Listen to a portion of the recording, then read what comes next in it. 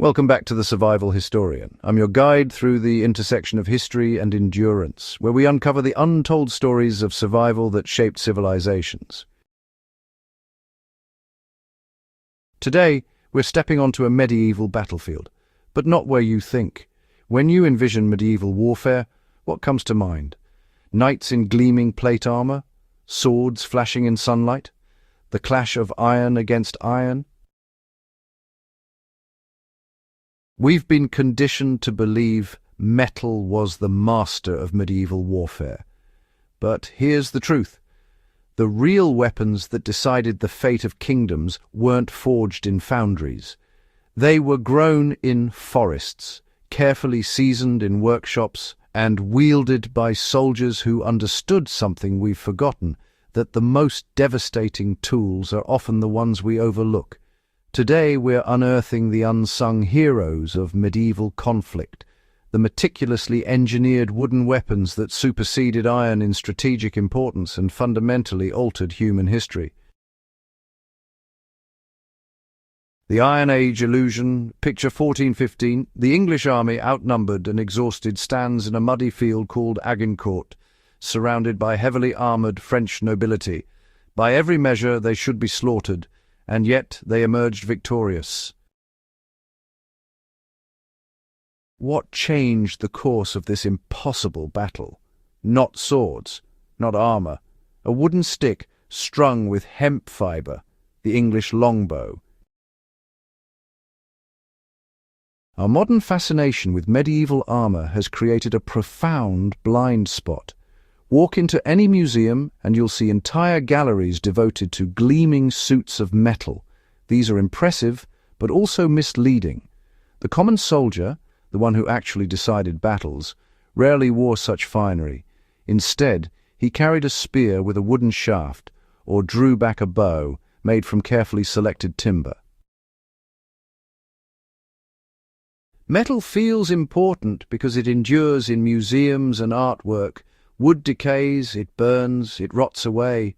Yet it was precisely wood's abundance, its renewability, and its mechanical properties that made it the true foundation of medieval military power. To survive the medieval world, whether as a soldier facing arrows or a civilian watching siege engines reduce your city walls to rubble, you had to understand wood and its devastating potential.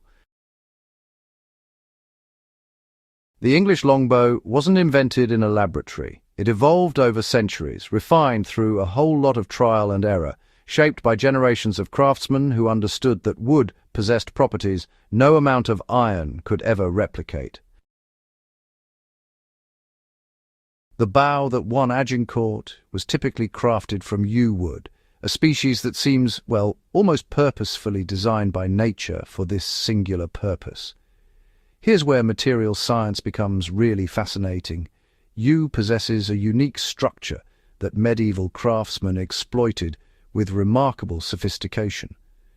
The outer sapwood is light and flexible, excellent at handling tension.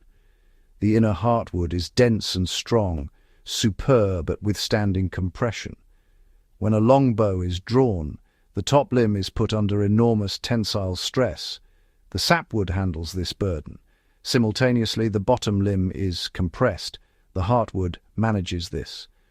A properly made yew longbow was, in essence, a two-material composite weapon created by nature and perfected by human craft.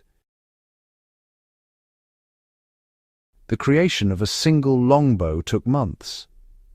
A craftsman would carefully select a yew stave, examining its grain and, potential weaknesses. The wood had to be seasoned properly, dried at precisely the right rate to prevent cracking while achieving optimal strength.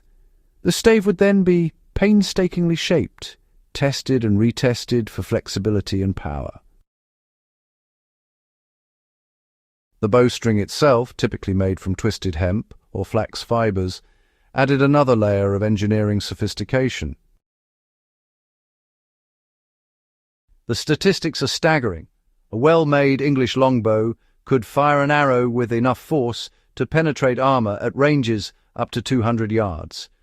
A skilled archer could release 12 arrows per minute, Imagine that rate of fire multiplied across thousands of archers. At the Battle of Crécy in 1346, English archers fired so many arrows simultaneously that they allegedly blocked out the sun. The humble wooden bow democratized warfare. A peasant could be trained to deadly effect in weeks. A knight required years of training and equipment costing a fortune. From a strategic perspective, the bow was the more rational investment. Siege engines and strategic timber. If the longbow was the infantry's path to dominance, siege engines were the monarchy's tool for transforming warfare entirely. While archers suppressed defenders from distance, another category of wooden weapons was being constructed, machines of such scale and destructive power they could literally reshape the physical landscape. Consider for a moment a medieval castle siege. High stone walls stretch before the attacking force. Traditional assault methods, like scaling ladders or direct charges, will, honestly, be repulsed with devastating casualty rates. This is where the siege engine really transformed strategy. Timber, in fact, became the material of conquest. Construction of even a single major siege engine required enormous resources. Dozens of massive tree trunks, hundreds of skilled carpenters, weeks of construction, and engineers who understood weight distribution, leverage, and physics with remarkable precision. The trebuchet, well, it truly exemplifies this engineering. Unlike simpler catapults that rely on torsion, the trebuchet used a massive counterweight arm. Medieval engineers constructed wooden frames, sometimes as tall as 50 feet, from carefully selected timber, reinforced at critical joints with iron.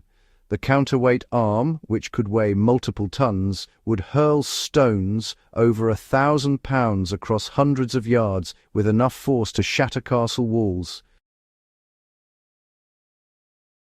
The wooden frame had to be precisely calibrated. Too rigid, and it would shatter. Too flexible, and it would fail to transmit force. Battering rams, suspended within covered wooden frames, exemplified tactical sophistication. The logistical demands of siege warfare reveal why wood was far more strategically valuable than iron. A single siege might require multiple trebuchets, battering rams, siege towers, and thousands of wooden palisades. This meant controlling forests became a geopolitical imperative. Kings competed for access to timber regions. Armies travelled with specialist carpenters who could fell trees and construct weapons under fire. Mobilizing timber resources determined the outcome of campaigns. Here's the most counterintuitive revelation. In certain applications, wood actually outperformed iron. Now, modern intuition says wood is weak and iron is strong, right? But medieval reality was more nuanced. Iron is brittle. If you strike it with sufficient force, it fractures. Apply a shock load to rigid iron and, well, impact energy travels through rapidly, often causing catastrophic failure. Wood possesses anisotropic properties. It behaves differently depending on the direction of force. Along the grain, wood is remarkably strong, but across the grain, it's flexible. When struck, wood absorbs and dissipates impact energy rather than transmitting it rigidly. This is actually why wooden shields made from softwood species like poplar could absorb sword strikes and arrows far more effectively than you'd expect. A shield that gave slightly on impact was actually superior to rigid alternatives. The shaft of a spear or pike, manufactured from carefully selected ash with straight grain, could flex under impact without breaking. Medieval craftsmen developed sophisticated preservation techniques to maximize durability. Wood was treated with oils, resins, and pitch to protect from moisture. Joints were reinforced with iron bands and fittings, creating composite structures that leveraged both material strengths. A well-maintained wooden bow could remain functional for decades. Siege engine components could be replaced piecemeal, allowing structures to remain useful for years. The medieval world was built on a foundation of timber. Every great victory, every successful siege, every empire that rose to dominance did so with wooden weapons and fortifications as the foundation of military power. These weapons ultimately disappeared because military technology transformed. Gunpowder weapons and industrial metallurgy changed the calculus of warfare so fundamentally that wooden siege engines became obsolete. But for nearly 1,000 years, wood wasn't a second choice. It was the primary material of strategic power.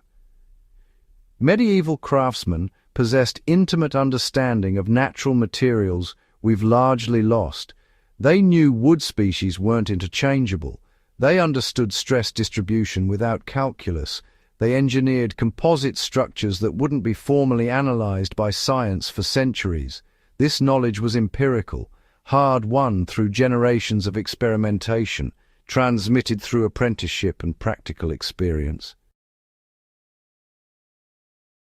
Next time you encounter medieval warfare depictions, remember the invisible reality beneath the surface. Great kingdoms weren't built by armor or swords. They were built by the humble products of the forest, shaped by skilled hands and informed by sophisticated understanding of material science and engineering. The intersection of survival and history is where true understanding takes root. Like this video to signal these overlooked stories matter. Share it with others who understand that history teaches us about resilience and ingenuity. Subscribe to The Survival Historian for more deep dives into the survival knowledge that shaped civilizations. Understanding history means understanding ourselves. Stay curious, stay resilient, stay informed.